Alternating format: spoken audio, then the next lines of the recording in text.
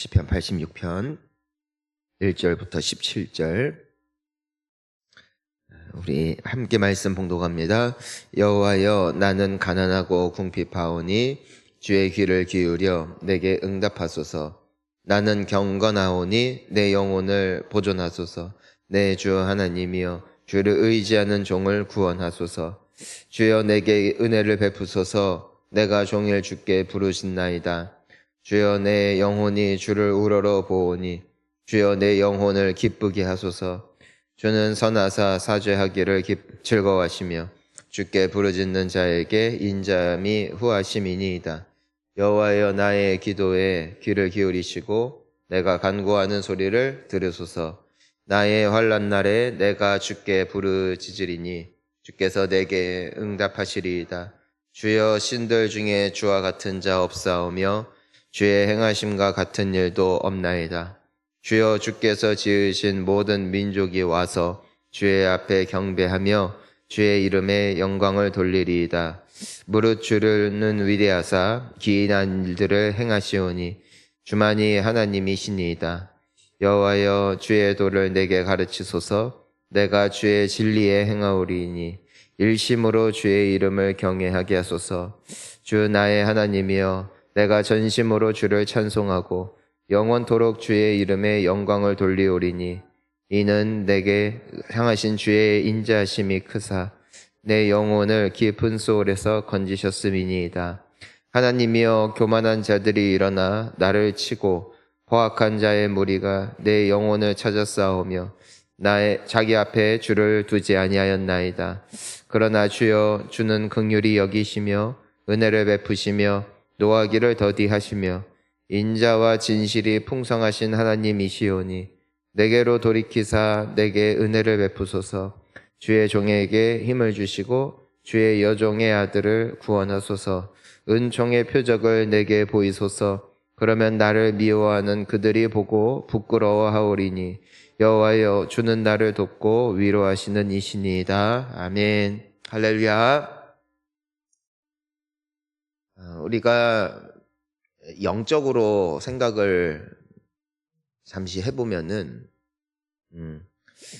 그 신자 또 성도로 살아가면서 참 이 세상에서 살아가는 동안에 때로는 불이익과 때로는 불공정과 또 불공평함을 느끼면서 살아가곤 합니다. 왜 그러냐 하면은 우리가 사실 세상에서 잘 살기 위해서는 세상의 어떤 속도, 세상의 방향, 세상이 추구하는 바를 우리가 움켜쥘 때 그러면 이 세상에서 부유하게 살아갈 수가 있는 것은 분명해 보입니다.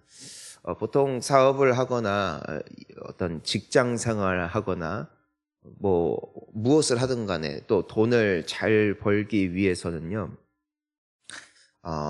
일을 열심히 해야 될 뿐만 아니라 세상에서 돌아가는 어느 정도의 어두움에 함께 발을 담가야만 합니다. 예전에 어느 집사님이 그런 말씀을 하셨어요. 예수님을 믿고 나서, 하나님을 사랑하고 나서 사업이 곤두박질 치는 그런 경험을 해본 적이 있다는 것이에요. 왜 그렇습니까? 똑같이 일을 하고 있는데. 그분은 똑같이 일을 하셨어요. 그저 바뀐 것은 하나님을 믿고 하나님의 말씀에 귀를 기울이고 하나님이 기뻐하시는 바를 따라가기 시작했다는 것이죠. 그러면 되게 잘 살 것 같잖아요. 근데 그러다 보니까 이분이 어떤 경우를 만나게 되냐면은 돈을 벌기 위해서는 어느 정도 적당하게 뻥도 치고 어느 정도 걸리지 않는 선에서 세금도 조금 덜 내고 어느 정도 선에서 또 자기 지인들과 손을 잡고 협업하여서 어떤 좋은 방향이라기보다도 돈을 벌기 위한 수단으로 사람들에게 이제는 사람들이 어느 정도 이제는 허용해주는 선에서 소위 말하는 거짓말을 쳐서라도 물건을 팔고 그 소비자가 만족을 하든 안 하든 간에 적절하게 그렇게 한다는 것입니다. 그런데 본인이 하나님을 믿기 전에는 돈을 버는 것, 내가 가장으로서 책임을 져야 되니까 집안을, 그런 것에 대해서 조금도 거리낌이 없었다는 것이죠. 다 하니까. 근데 예수님을 믿고 하나님을 사랑하는 삶을 살다 보니까 하나님의 의식이 되는 거예요. 사람들은 눈치도 못 채는데. 그러다 보니까 이분이 정직하게 하시는 거죠. 정직하게 팔고 어떤 물건을 팔 때에도 그런 부분에 대해서 다 고지를 하고, 사람들이 말입니다. 그것에 대한 어떤 소위 말해서 현란한 입솜씨로 이 물건은 무조건 좋은 것이다, 이 물건을 쓰면 인생이 바뀐다 할 때는 사람들이 샀는데, 이것이 꼭 그런 것만은 아닙니다. 이것은 그냥 보조 제품 정도입니다. 이것 하면은 좀 도움이 되는 정도입니다 식으로 하니까 주변에 말로 사람들의 마음을 현혹하고 그들에게 적절하게 거짓말을 해서라도 마음을 현혹시키는 자들이 결과적으로 그 상권을 가지고 가게 되더라는 것이죠. 그래서 경제적으로 굉장히 어려워지면서 괴로워하시더라고요. 뭐라고 위로해야 될까? 적당히 뻥치세요. 적당히 그거 세금 그거 내지 마세요. 돈 벌어야 먹고 살죠 라고 말하기는 참 그렇더라고요. 왜냐면은 그분은 하나님을 사랑하니까. 저희 교회에 또 어느 분이 계세요. 이분은 식당을 하는 분인데, 여러분 음식점 가보시면은 보통 인기 많은 음식점 아실 거예요. 어느 정도 소금과 설탕을 좀 적당히 잘 넣어줘야 그 건강이고 자시고 뭡니까? 결국에는 돈 벌어 먹고 살자는 것 아니겠어요? 그러니까 적당히 짜고 적당히 조미료도 좀 치고 그렇게 하는 곳이 보통 일반적으로 사람들이 많이 찾는 식당이 됩니다.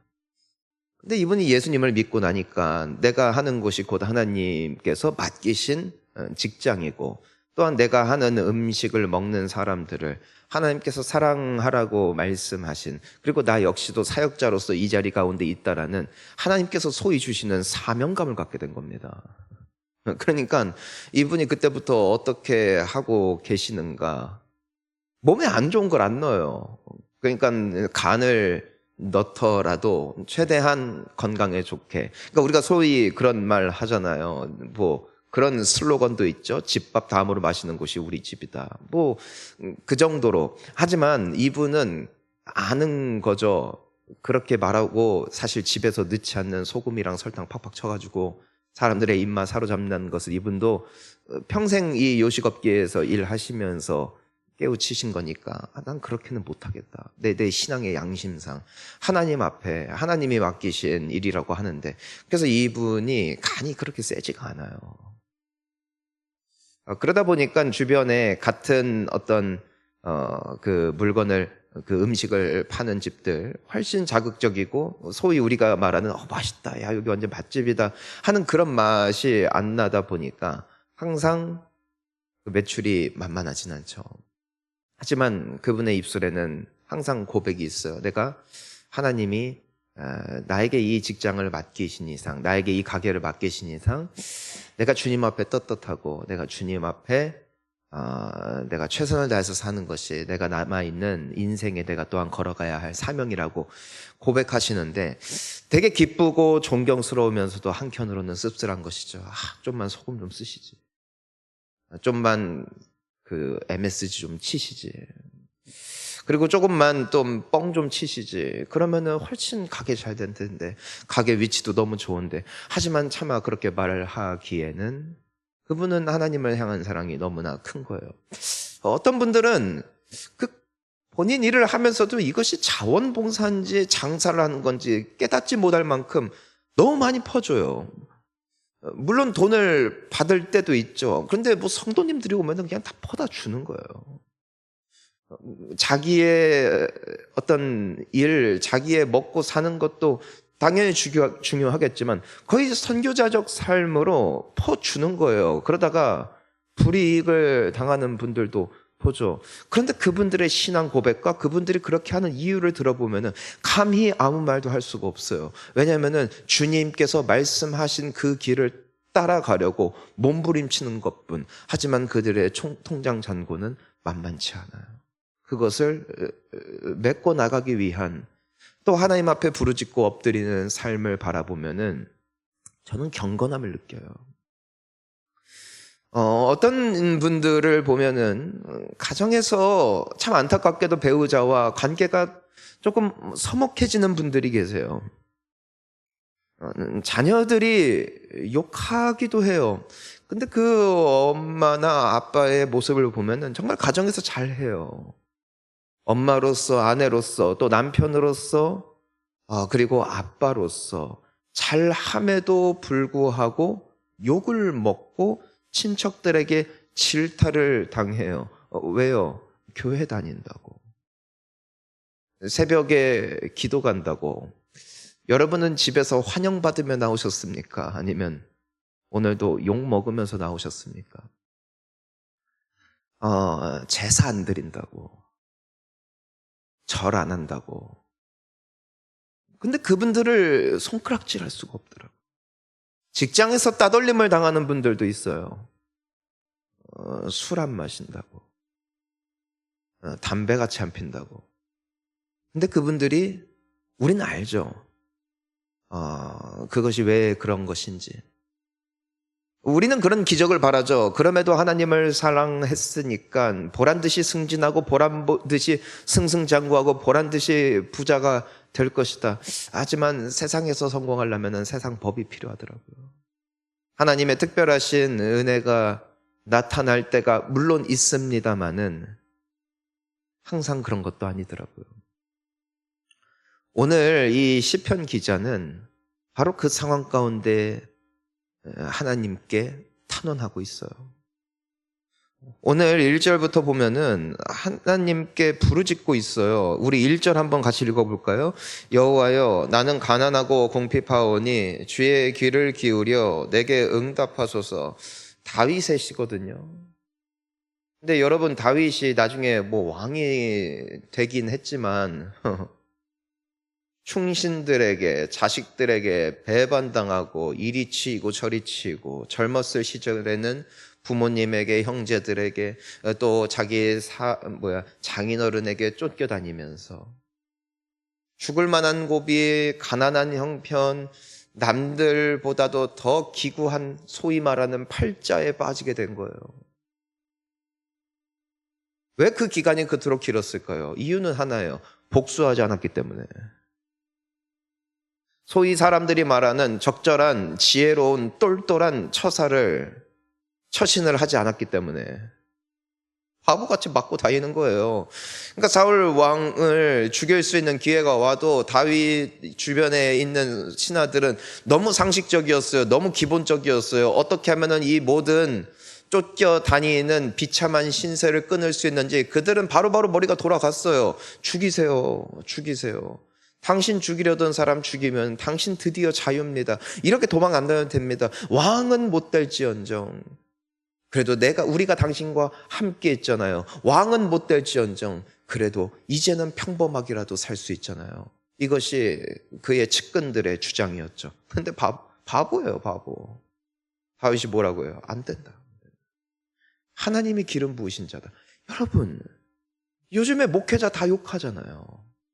요즘에 중직자들 다 욕하잖아요. 저딴 놈이 하면서 막 욕을 하잖아요. 우리 대통령 욕하잖아요. 우리 시장 욕하잖아요. 근데 성경은 말하고 있단 말이죠. 하나님이 세우셨다라고. 근데 다윗은 정말 그것을 믿는 거예요. 그러니까 하나님 앞에 정말 충성하고 하나님을 진실적으로 믿고 하니까 욕하지 못하는 거예요. 해하지 못하는 거예요. 남들은 너무 쉽게 해요. 하지만 다윗은 그렇게 하지 못했어요.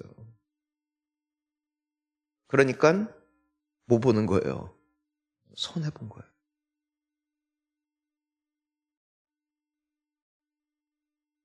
다윗 같은 유형의 사람들은 주변에 친구가 없어요. 왜냐면 공감이 안 되거든요.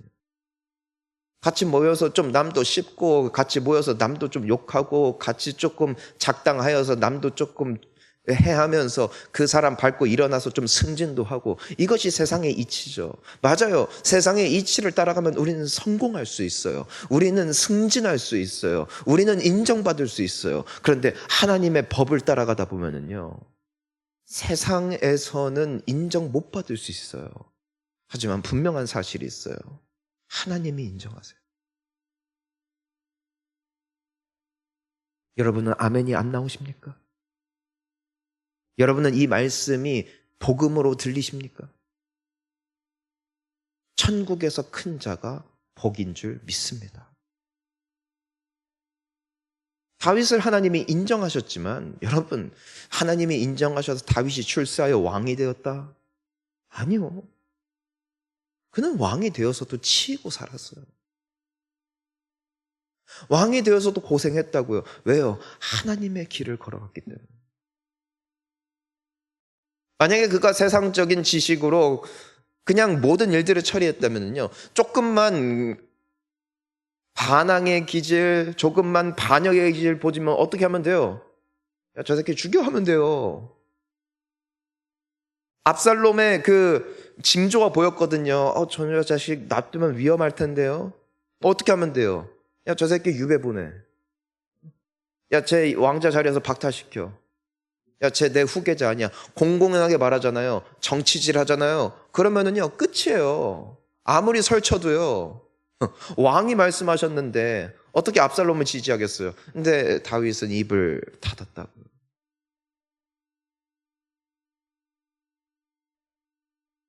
왕이 되어서도 하나님의 길을 따라가려고 몸부림쳤던 다윗 때문에 그는, 오늘 이게 다윗의 시거든. 다윗의 기도라고, 오늘 이 시편이.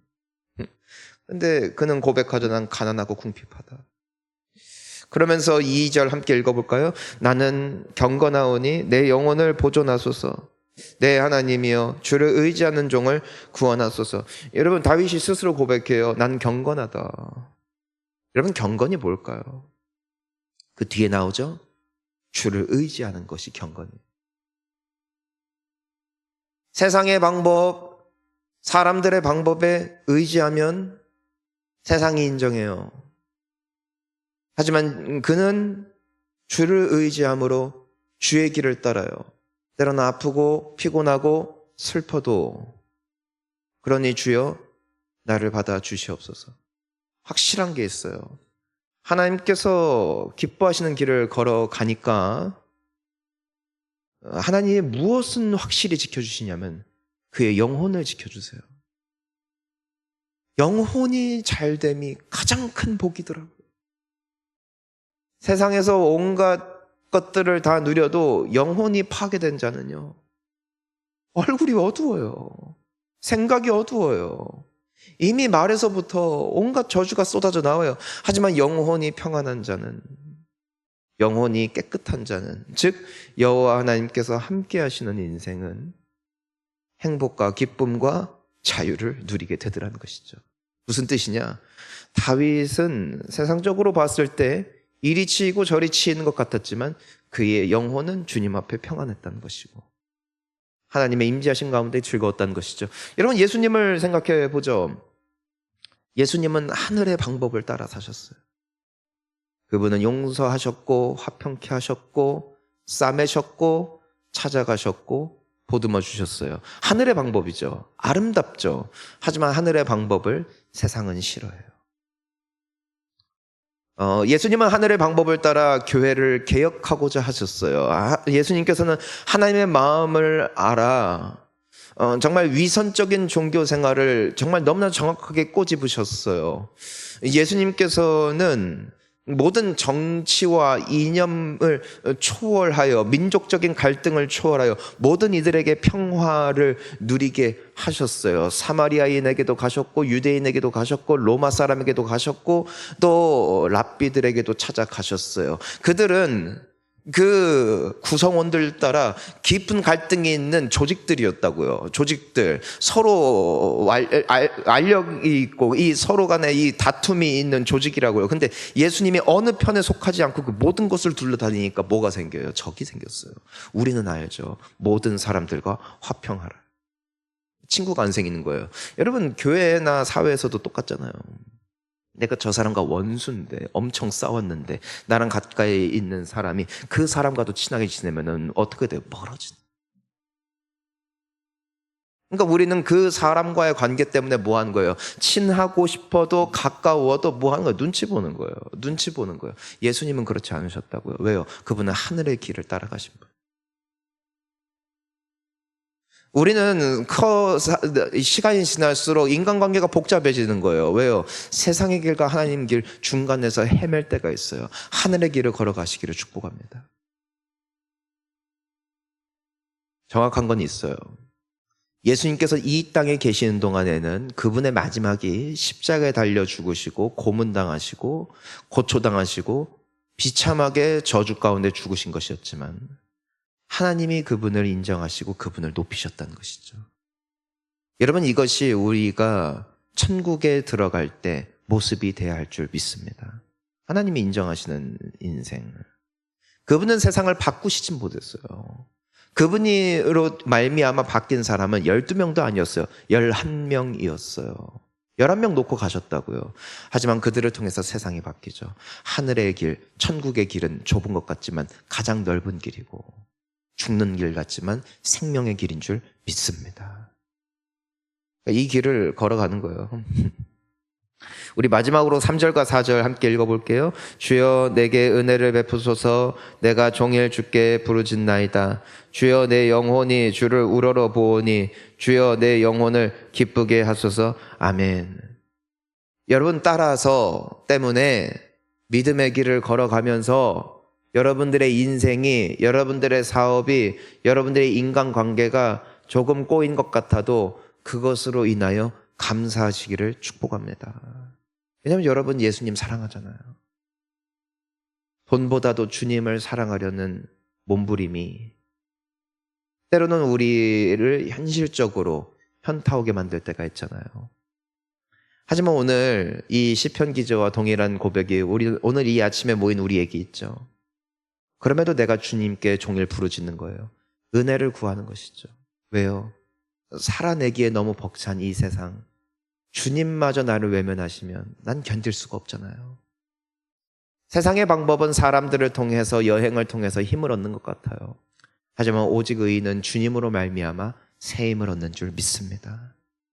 사람들은, 세상의 방법들은 우리의 정신과 생각은 잠깐 기쁘게 할 수 있는지 모르지만 오늘 4절의 고백처럼 주를 우러러 볼 때 주님은 우리의 영혼을 기쁘게 하시고 이 원천적인, 원초적인 근원되는 우리의 영혼이 회복되어질 때 우리의 삶은 어떠한 상황과 환경 가운데서도 기뻐하며 즐거워하는 진정한 천국의 자녀로 승리하게 되는 줄 믿습니다.